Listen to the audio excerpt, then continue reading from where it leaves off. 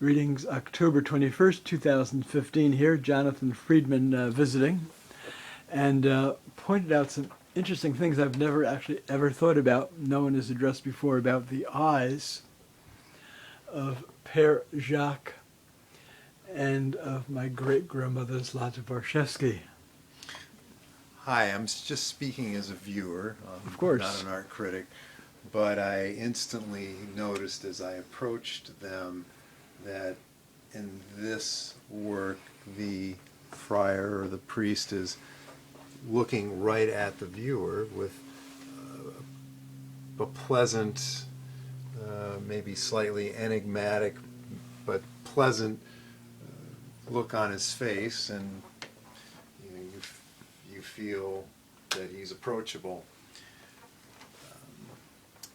The woman in this picture appears to be, perhaps, since I know it's from a photo, because Akiva told me. Same as Père Jacques, also from the photo, yeah. Is staring off maybe into this direction, but certainly not looking at the viewer, and there's really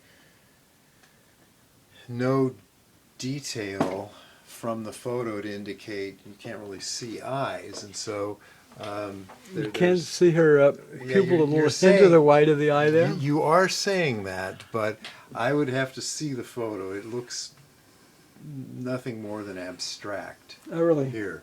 So, and I'm sure she has eyes. I'm just saying that. Point this out. So there's the eye, and there's the pupil I do there, see it now. and there's the white section there. But looking from a distance, you're not going to see that. It doesn't. It looks more abstract than real. I see. Particularly with when there's nothing on the other one. So she may have been squinting. She has sort of a dour expression on her face. She was probably in her 80s also. Understood. But I'm just noting a difference between them. That, sure. That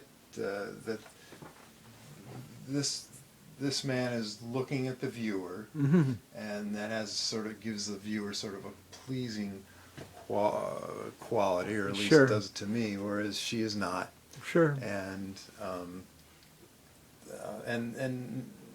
not reading anything else into it, really, but it's just good, interesting observation, fascinating visual observations to me. Thank you very much. Mm-hmm.